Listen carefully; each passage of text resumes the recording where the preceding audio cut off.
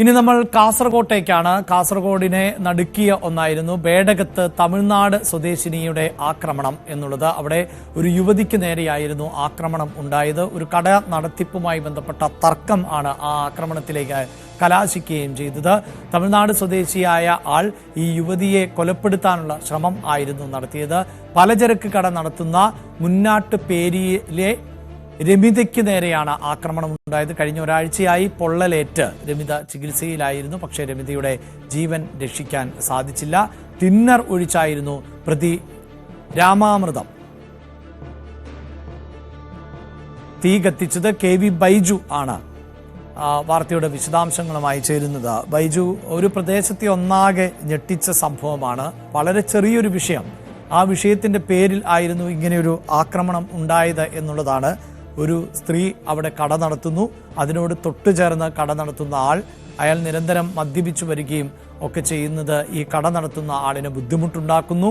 അത് കടയുടെ ഉടമയെ, ബിൽഡറിനെ അറിയിക്കുന്നു. ഇതേ തുടർന്നുണ്ടാകുന്ന തർക്കം അത് കലാശിച്ചത് ഒരു കൊലപാതകത്തിൽ തന്നെയായി മാറി എന്നുള്ളതാണ് ഏറെ ദുഃഖകരം. അതും നേരത്തെ നമ്മൾ കാട്ടാനക്കലിയിൽ പൊലിഞ്ഞ ജീവനുകൾ പോലെ തന്നെ അധികം പ്രായമൊന്നുമില്ലാത്ത ഒരു സ്ത്രീയാണ് അവിടെ രമിത മരണപ്പെടുന്ന സാഹചര്യം ഉണ്ടാകുന്നു. ഒരാഴ്ചയായി രമിത ചികിത്സയിലായിരുന്നു. ഈ പൊള്ളലേറ്റപ്പോൾ തന്നെ 60% പൊള്ളൽ ഉണ്ടായിരുന്നു. അതുകൊണ്ട് ജീവൻ തിരികെ പിടിക്കുക എന്നതേറെ ശ്രമകരമായിരുന്നു. മറ്റ് ആശുപത്രികളിൽ വിദഗ്ധ ചികിത്സയ്ക്ക് എത്തിച്ചുവെങ്കിൽ പോലും ജീവൻ രക്ഷിക്കാൻ പറ്റാത്ത സാഹചര്യമാണ് ഉണ്ടായത്. ഇപ്പോൾ ഈ പ്രേക്ഷകർ ദൃശ്യങ്ങളിൽ കാണുന്നത്, ആ കാണുന്ന ദൃശ്യങ്ങൾ ഇവിടെ വെച്ചാണ് ഈ ആക്രമണം ഉണ്ടായത്. അവിടെ ഈ പ്രതിയായിട്ടുള്ള ആൾ ഫർണിച്ചർ കടയാണ് നടത്തിയിരുന്നത്. തൊട്ടടുത്ത് കടയാണ് മരണപ്പെട്ട രമിത നടത്തിയിരുന്നത്. ഇങ്ങനെ ചെറിയൊരു തർക്കം അതാണ് ഈ കൊലയിലേക്ക് നയിച്ചത് എന്നതാണ് ഏറ്റവും ദുഃഖകരം.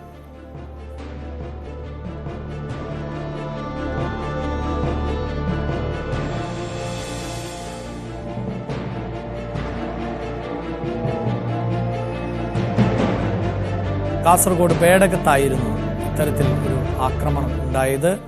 ആക്രമണത്തിൽ പൊള്ളലേറ്റ് ചികിത്സയിലായി ഇരുന്ന യുവതിയാണ് മരണപ്പെട്ടത്. ഇപ്പോൾ KV ബൈജു വിശദാംശങ്ങളുമായി ചേരുന്നുണ്ട്. ബൈജു, ഈ പ്രതിയെ നേരത്തെ തന്നെ പോലീസ് പിടികൂടിയതാണ്. എപ്പോഴാണ് ഈ മരണം സ്ഥിരീകരിച്ചത്? എന്താണ് മറ്റ് നടപടിക്രമം?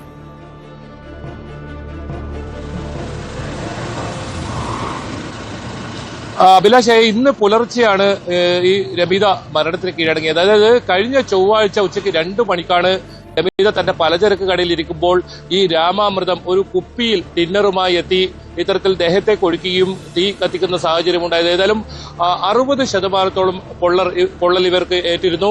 ഗുരുതരാവസ്ഥയിൽ ബംഗളൂരുവിൽ ചികിത്സയിലായിരുന്നു. ഇന്ന് പുലർച്ചെ ആണ് ഈ മരണം സംഭവിച്ചത്. ഈ പ്രധാനമായും ഈ രാമാമൃതം ഇവരുടെ കടയുടെ തൊട്ട് സമീപത്തായി ഫർണിച്ചർ കട നടത്തുന്ന ഒരാളായിരുന്നു. ഇയാൾ മദ്യപിച്ച് പതിവായി ശല്യമുണ്ടാക്കുകയും പിന്നീട് രമിത അത് കെട്ടിട ഉടമയോട് അറിയിക്കുകയും കെട്ടിട ഉടമ അതിനുശേഷം രാമാമൃതത്തെ അവിടെ നിന്നും ഇറക്കിവിടുന്ന ഒരു സാഹചര്യമാണ് ഉണ്ടായത്. ആ ഒരു വിരോധത്തിലാണ് ഇത്തരത്തിലുള്ള ഒരു ഹീനകൃത്യം ഇയാൾ ചെയ്തത്.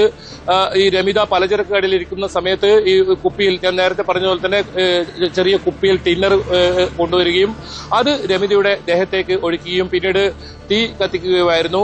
എന്തായാലും വലിയ തോതിലുള്ള ഒരു പൊള്ളലാണ് ഇവർക്ക് ഏറ്റിരുന്നത്. മാത്രമല്ല, ഈ രമിതയുടെ ചികിത്സക്കായി നിർധനരായ ഒരു കുടുംബമായിരുന്നു രമിതയുടേത്. അവരുടെ ചികിത്സക്കായി പണമൊക്കെ സ്വരൂപിച്ച് നാട്ടുകാരൊക്കെ അത്തരത്തിൽ കാര്യങ്ങളൊക്കെ മുന്നോട്ട് പോകുന്നതിനിടയിലാണ് അവരുടെ മരണം ഇന്ന് രാവിലെ സംഭവിച്ചത്. ഏതായാലും പരിയാരം മെഡിക്കൽ കോളേജ് ആശുപത്രിയിലേക്ക് ഇവരുടെ മൃതദേഹം കൊണ്ടുപോയിട്ടുണ്ട്. വിദഗ്ധ പോസ്റ്റ്മോർട്ടം നടത്തുന്നുണ്ട്. ഈ രാമാമൃതം അപ്പോൾ തന്നെ കസ്റ്റഡിയിലായിരുന്നു. ഇയാൾക്കെതിരെ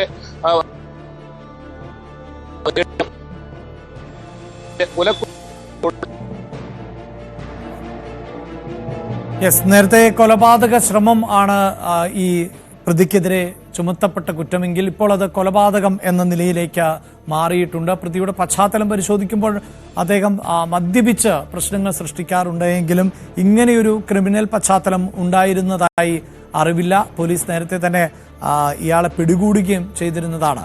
ബൈജു തുടരുന്നുണ്ട്. ബൈജു, ഇയാളിങ്ങനെ മദ്യപിച്ച് പ്രശ്നമുണ്ടാക്കുന്നു എന്നതിനപ്പുറത്ത് ഈ കൊലപാതകത്തിലേക്ക് കടക്കുമെന്നൊന്നും ആരും പ്രതീക്ഷിച്ചിട്ടുണ്ടാകില്ല, അല്ലേ?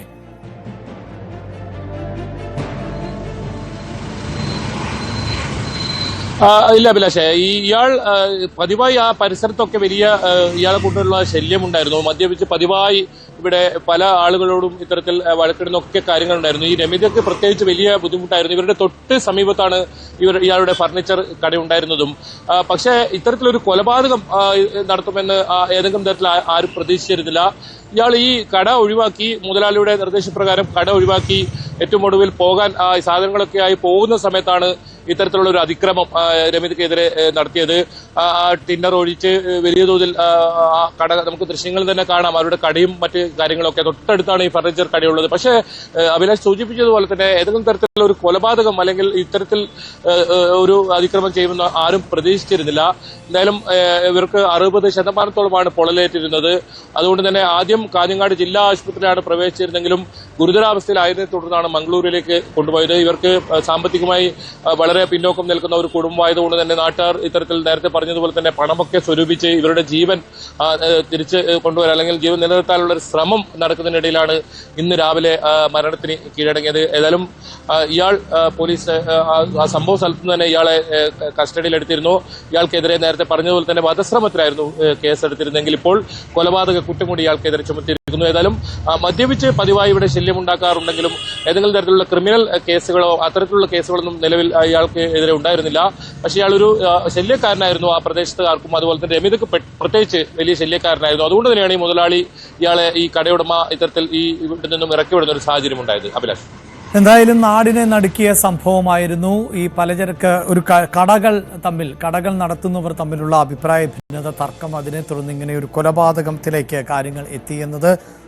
ഈ യുവതി രമിത ജീവിതത്തിലേക്ക് തിരിച്ചു വരണമെന്നാണ് എല്ലാവരും ആഗ്രഹിച്ചിരുന്നത്. പക്ഷേ അത് നടക്കാതെ പോയി. വാർത്തയുടെ വിശദാംശങ്ങളാണ് KV ബൈജു നൽകിയത്.